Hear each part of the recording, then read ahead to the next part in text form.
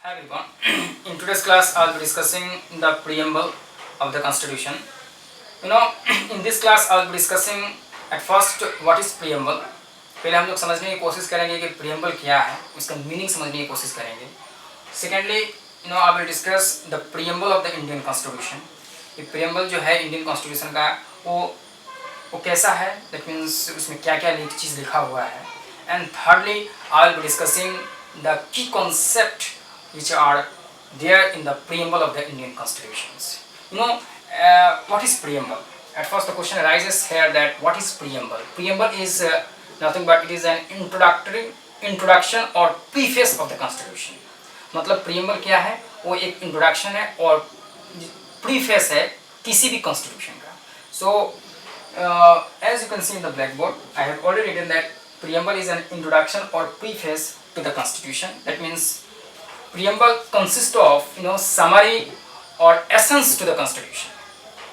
जो preamble जो है, जब हम लोग constitution तो एक बुक की तरह होता है. जब हम लोग constitution को खोलते हैं तो जो फर्स्ट पेज में जो चीज़ लिखा हुआ है उसी को बोलते हैं preamble. इसीलिए preamble को बोल रहे हैं introduction और preface to the constitutions.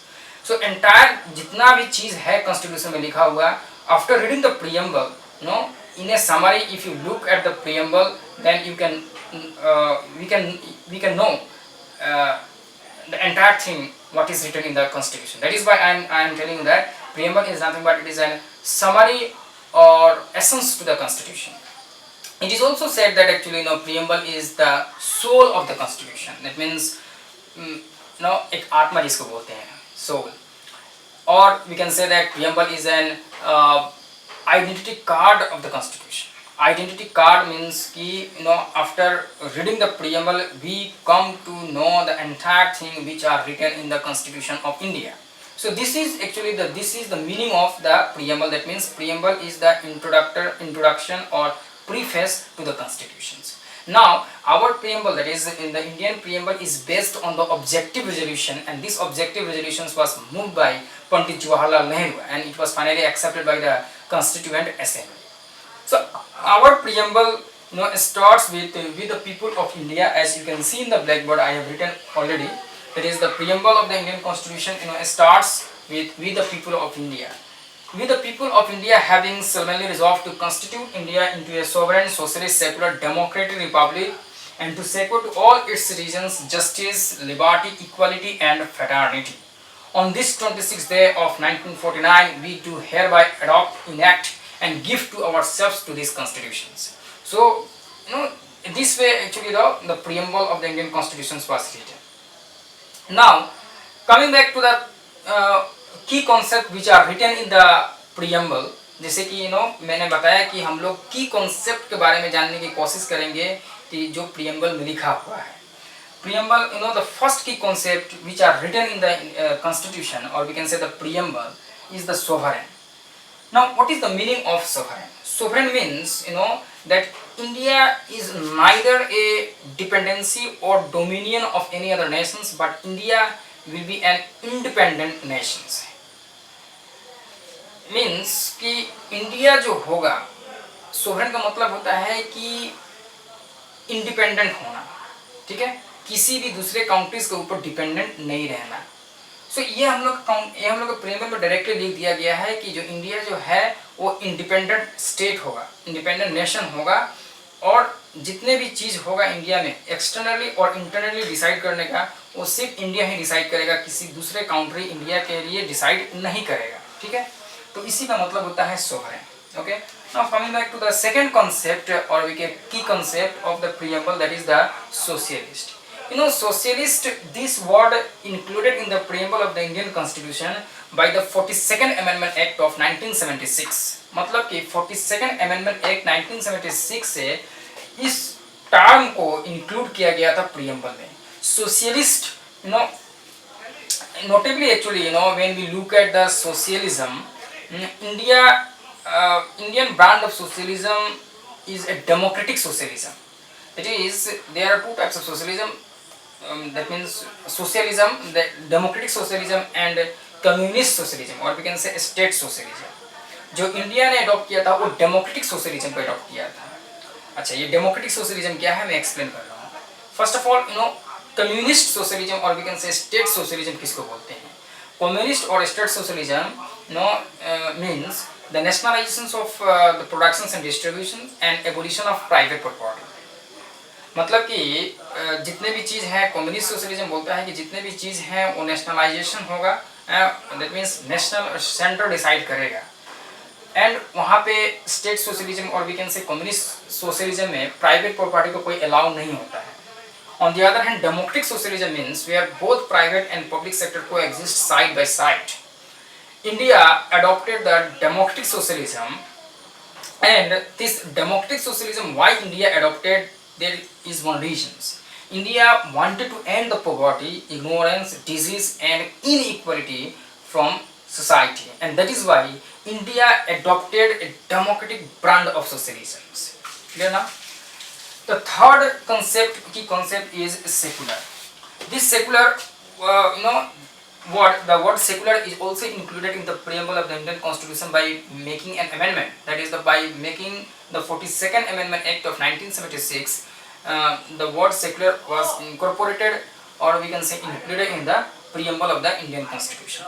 Secular means, where all the religions are given equal importance irrespective of their strength. Whatever be the strength of that religion will be given equal importance. That means secularism का मतलब होता है कि हर एक religion को India में समान तरीके से ट्रीट किया जाएगा, चाहे उसका पॉपुलेशन का है जितना भी क्यों ना हो। स्टेट जो है हर एक रिलीजन को समान तरीका से ट्रीट करेगा, इसको बोलते हैं secularism. We will also look into the another chapter regarding secularism in elaborately. The third is the democratic.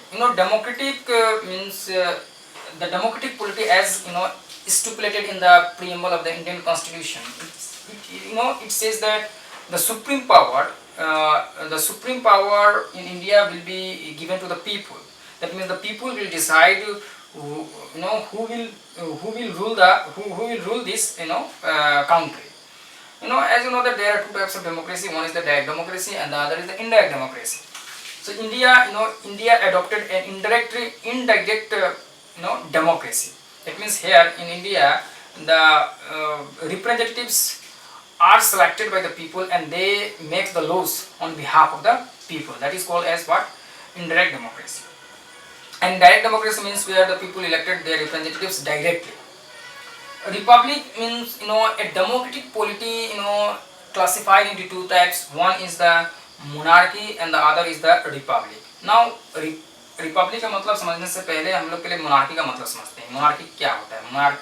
Monarchy where the head of the state, that is the king और queen. मतलब कि जिस देश में किंग और queen hereditary तरीके से elect होता है, उसको बोलते हैं monarchy. As in Britain this monarchical form of government is adopted.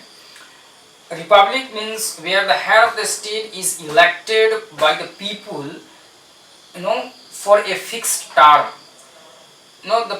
In India, the head of the state, that is the president, is elected by the people indirectly for a fixed term. So, Republic, जो constitution में है India में preamble में लिखा हुआ है, उसका मतलब यही है कि the head of the state is elected by the people. That is the meaning of Republic. The second key concept which are written in the preamble is the justice. The concept of justice in the preamble we can understand by social, economic and political. Social justice means equal treatment to all citizens without any social distinction based on caste, religion, gender. That means कि social justice उसको हम लोग बोलते हैं कि जहाँ पे हर एक citizens को, चाहे वो जिस धर्म का हो, चाहे वो जिस कास्ट से बिलोंग करता हो, उनको समान तरीके से ट्रीट किया जाएगा। That means and social justice means also the improvement of the backward sections of the society like ST, SC, OBC and women. That is called as what? Social justice. Economic justice, economic justice means economic justice donates non-discriminations between the people on the basis of economic factors. मतलब कि किसी भी आदमी को India में discrimination नहीं किया जाएगा इकोनॉमिक फैक्टर्स में। That means there will be there won't be any inequalities in terms of wealth,